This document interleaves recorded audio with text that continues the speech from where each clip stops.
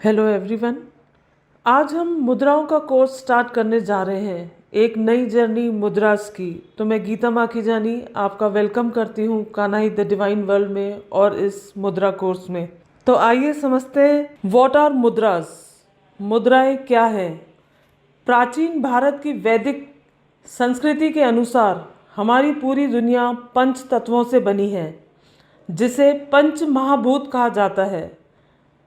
पांच तत्व पृथ्वी, जल, अग्नि, पवन और आकाश निर्वात हैं।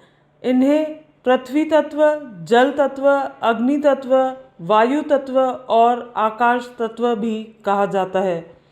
ये पांच तत्व मानव शरीर का निर्माण करते हैं।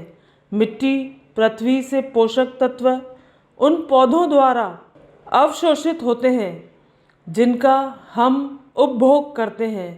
इस प्रकार हम जीवित रहते हैं। पृथ्वी तत्व अपनी नसों के माध्यम से बहने वाला रक्त जल तत्व का प्रतिनिधित्व करता है। शरीर की गर्मी अग्नि तत्व का प्रतिनिधित्व करती है। ऑक्सीजन हम सांस लेते हैं और कार्बन डाइऑक्साइड हमें वायु तत्व का प्रतिनिधित्व करते हैं।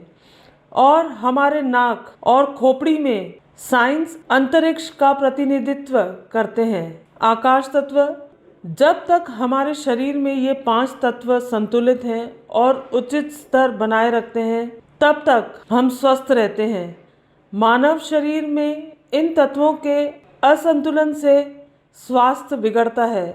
अब इसे समझिए, इन पांचों तत्वों का कमांड और कंट्रोल सेंटर हमारी उंगलियों में है। तो सचमुच क्या हमारा स्वास्थ्य हमारी उंगलियों पर है? मैं आपको जो मुद्रा उपचार विधि सिखाने जा रही हूँ वह हमारी उंगलियों पर निर्भर करती है। To understand this we should first know the finger element relationship, thumb fire element, index finger, air element, middle finger space, vacuum element, third finger earth element, small finger water element. इसे समझने के लिए हमें पहली उंगली तत्व के संबंध को जानना चाहिए। अंगूठा अग्नि तत्व, तर्जनी वायु तत्व, मध्य उंगली अंतरिक्ष वैक्यूम तत्व, तीसरी उंगली पृथ्वी तत्व, छोटी उंगली जल तत्व। जब उंगलियों को एक विशिष्ट पैटर्न में एक साथ लाया जाता है और एक दूसरे को स्पर्श किया जाता है या एक दूसरे के खिलाफ थोड़ा दबाया जाता है तो इसे मुद्रा कहा जाता है। यह हमारे शरीर में पांच तत्वों के स्तर को प्रभावित करता है। इस प्रकार उन तत्वों को संतुलित करता है और अच्छे स्वास्थ्य को प्रेरित करता है। How do these मुद्रास work? ये मुद्राएं कैसे काम करती हैं? यह समझने के लिए कि मुद्राएं कैसे काम करती हैं, हमें सबसे पहले आयुर्वेद की प्रकृति अवधारणा को जानने की जरूरत है। प्रकृति मूल शारीरिक संविधान। आयुर्वेद के अनुसार प्रत्येक व्यक्ति तीन दोषों वात दोष द से बना है, पित्त दोष और कफ दोष, और उनमें से तीन दोषों में से कोई एक सबसे प्रमुख है जो किसी व्यक्ति के मूल या प्राथमिक संविधान या प्रकृति को निर्धारित करता है।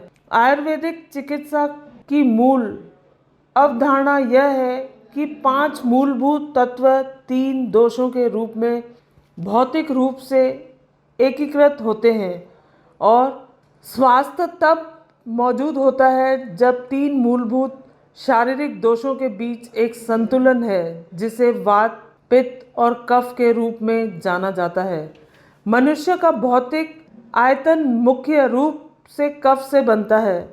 शरीर में होने वाली रासायनिक प्रक्रियाएं और प्रतिक्रियाएं पित्त की अभिव्यक्ति के कारण होती है और शारीरिक आंदोलनों और गतिविधियों को वात के लिए जिम्मेदार ठहराया जाता है। दोषा, एक व्यक्ति के स्वस्थ रहने के लिए इन तीन मूल पदार्थों दोषों का संतुलन होना आवश्यक है। इन दोषों में किसी भी प्रकार का असंतुलन शरीर के विघटन का कारण बनता है, जो रोग का कारण बनता है। जब हम भोजन का सेवन करते हैं तो यह पच जाता है और पोषक तत्व सारा और अपिष्ट मल उत्पन्न होते हैं। पोषक तत्व शरीर के 7 ऊतकों का पोषण करते हैं और पसीने, मूत्र, मल, नाक के स्राव के निर्वहन आदि के माध्यम से अपशिष्ट को शरीर से बाहर निकाल दिया जाता है। जबकि ऐसा हो रहा है कि 3 दोष शरीर के एक हिस्से से दूसरे हिस्से में चले जाते हैं। भाग और एक व्यक्ति में ध्वनि, स्वास्थ्य, रोग प्रतिरोग और शारीरिक शक्ति को प्रेरित करें, लेकिन अगर दोष उत्तेजित या खराब हो जाते हैं तो वे शरीर में बीमारी पैदा करते हैं। वात तंत्रिका तंत्र के कार्यों को गतिमान करने के लिए आवश्यक वायु सिद्धांत वात है।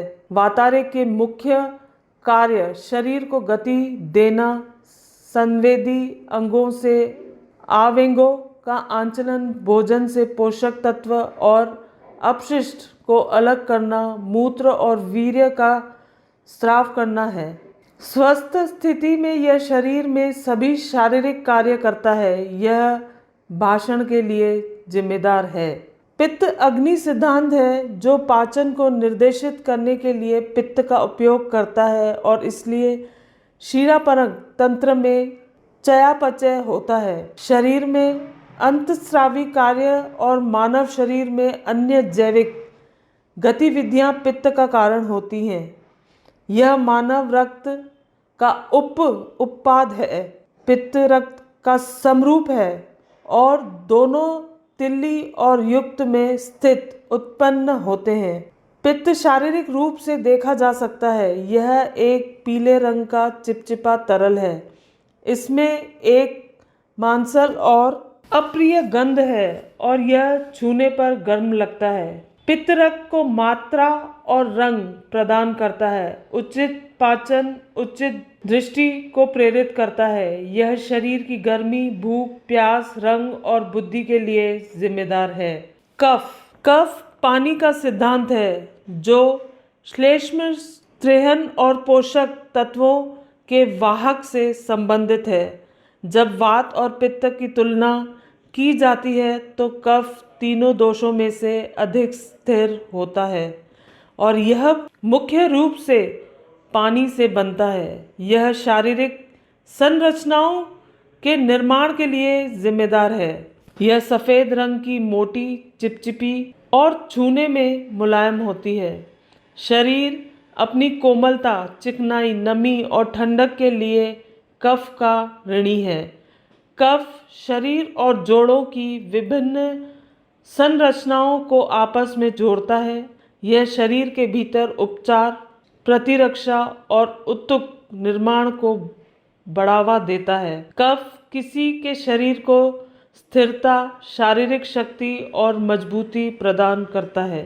दोष तत्व उंगली संबंध। उंगली तत्व संबंध छवि याद है ना, जो मैंने आपको पहले दिखाई थी। अब वह खेल में आता है। वात दोष, वायु तत्व, अंतरिक्ष, निर्वात तत्व। इस प्रकार आपके शरीर में वात के स्तर को आपकी तर्जनी, मध्यमा और अंगूठे का उपयोग करके बहुत आसानी से हेरफेर, बदला, विनियमित किया जा सकता है।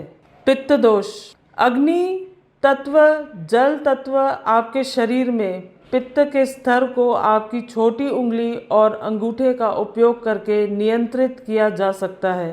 कफ दोष, जल तत्व, पृथ्वी तत्व आपके शरीर में कफ के स्तर को आपकी छोटी उंगली और अनामिका का उपयोग करके नियंत्रित किया जा सकता है। मुद्रा उपचार तकनीक आपके दोषों में असंतुलन को समझने पर आधारित है, जो आपकी बीमारी का अंतर्निहित कारण है, और फिर सरल के माध्यम से आपके दोषों को नियंत्रित और संतुलित करते हैं। हाथों के इशारे और बिना किसी बाहरी दवा के आपको ठीक करना। Balancing the element. मोड 1, तत्व को संतुलित करना। जब एक उंगली की नोक को अंगूठे की नोक से स्पर्श किया जाता है और थोड़ा दबाया जाता है तो यह अन्य तत्वों के साथ सामंजस्य में उस उंगली से जुड़ से जुड़े तत्व के स्तर को विनियमित करने में परिणाम उदा ज्ञान मुद्रा में तर्जनी और अंगूठे के सिर को एक साथ स्पर्श किया जाता है। इससे मानव शरीर में वायु तत्व का नियमन और संतुलन होता है। मोड 2 एनहांसिंग एलिमेंट तत्व को बढ़ाना। जब अंगूठे की नोक को उंगली के आधार से स्पर्श किया जाता है और थोड़ा दबाया जाता है तो इससे उस उंगली से जुड़े तत्व का स्तर बढ़ जाता है। आवाहन मुद्रा में अंगूठे के अग्रभाग को छोटी उंगली के मूल से स्पर्श कराया जाता है। इससे शरीर में जल तत्व की वृद्धि होती है। इस प्रकार जल तत्व की कमी से संबंधित कोई भी रोग दूर हो जाता है। मोड 3 सप्रेसिंग तत्व को दबाना। एक उंगली को नीचे की ओर मोड़ा जाता है और उस उंगली के नाखून को अंगूठे की नोक से ढक दिया जाता है, या जब उंगली की नोक अंगूठे के आधार को छूती है तो अंगूठा उंगली के पिछले हिस्से को ढक लेता है, तो इसका परिणाम होता है उस उंगली से जुड़े तत्व के स्तर को कम करने में। उदाहरण, वायु मुद्रा में तर्जनी का सिरा अंगूठे के आधार को छूता है और अंगूठा तर्जनी के पिछले हिस्से को ढक लेता है। इससे शरीर के वायु तत्व में कमी आ जाती है। इस प्रकार वायु में वृद्धि से संबंधित कोई भी बीमारी दूर हो जाती है। Can I perform these मुद्राज? क्या मैं इन मुद्राओं को कर सकता हूँ या सकती हूँ? हाँ, कोई भी और हर कोई इन सरल हाथों के इशारों को कर सकता है और उनसे लाभ हो सकता है। पुरुष, महिलाएं, युवा, बूढ़े, बच्चे, कोई भी इन मुद्राओं को कर सकता है। कोई अपवाद नहीं है, बस सावधानियां हैं। कुछ मुद्राएं ऐसी हैं जो गर्भवती महिलाओं के लिए वर्जित हैं, जिनको मैंने विशेष रूप से उन मुद्राओं के विवरण के तहत एक नोट के रूप में उल्लेख किया है। गठिया से पीड़ित लोगों को शुरू में और अधिक समय तक इन मुद्राओं को करने में कठिनाई होगी, लेकिन फिर भी उन्हें इन मुद्राओं का अभ्यास कम समय तक करने का प्रयास करना चाहिए, जब तक कि वे इन्हें करने में सहज महसूस न करें। संयम के साथ आप देखेंगे कि इन मुद्राओं के नियमित अभ्यास से आप इन मुद्राओं को उनके पूरे निर्धारित समय तक कर पाएंगे। When and for how long I can perform these मुद्राज? मैं इन मुद्राओं को कब और कितने समय तक कर सकता हूँ या कर सकती हूँ? जब वह मुद्रा उपचार की सुंदरता है, आप इन मुद्राओं का अभ्यास कहीं भी कर सकते हैं, कभी भी। यात्रा करते समय, टीवी देखते समय, अपने पसंदीदा सोफे पर बैठकर, अपनी पसंदीदा पुस्तक या समाचार पत्र या पत्रिका पढ़ते समय, अपने दोस्तों और परिवार के साथ बातचीत करते समय, अपने पेट्स को टहलाते समय, जब आप किसी के लिए इंतज़ार कर रहे हैं, जबकि ध्यान कितना लंबा। बुनियादी शुरुआती मुद्रा के लिए कोई भी विशिष्ट समय सीमा नहीं है, लेकिन सर्वोत्तम परिणामों के लिए इन मुद्राओं को कम से कम 35 से 40 मिनट के लिए एक खिंचाव पर अभ्यास किया जाना चाहिए। 10 मिनट के लिए इन मुद्राओं का अभ्यास करके शुरू करें प्रत्येक, और फिर धीरे धीरे समय सीमा को तब तक बढ़ाएं जब तक आप अपने 40 मिनट के लक्ष्य तक नहीं पहुंच जाते। अन्य जटिल मुद्राओं के लिए समय सीमा उस बीमारी के आधार पर भिन्न होती है जिसका हम इलाज कर रहे हैं, और मैंने ऐसे मामलों में आवश्यक समय सीमा को विविधित निर्दिष्ट किया है। What are the other precautions I should take? मुझे और कौन सी सावधानियां बरतनी चाहिए? कोई भी अन्य सावधानी बरतने की ज़रूरत नहीं है। बस यह देखें कि जब आप इन मुद्राओं को करते हैं तो आप पूरी तरह से आराम कर रहे हैं और सामान्य रूप से सांसें ले रहे हैं। बाद में हाथों में दर्द से बचने के लिए मुद्रा का अभ्यास करने से पहले कुछ वार्म अप व्यायाम करना न भूलें। Warm up exercises for preparing your hands. अपने हाथों को तैयार करने के लिए वार्म अप अभ्यास। इन मुद्राओं का अभ्यास करने से पहले अपनी हथेलियों के लिए कुछ वार्म अप व्यायाम करना सबसे अच्छा है, ताकि किसी भी तरह की असुविधा या किसी भी संभावित परेशानी से बचा जा सके। Warm up step. अपनी दोनों हथेलियों पर मुट्ठी बनाएं, कुछ सेकंड के लिए रुकें और फिर मुट्ठी को छोड़ दें और उंगलियों को बाहर की ओर फैलाएं। 8 से 10 बार दोहराएं। बिना रुके 15 से 20 सेकंड के लिए हल्के से ताली बजाएं। 2 से 3 बार दोहराएं।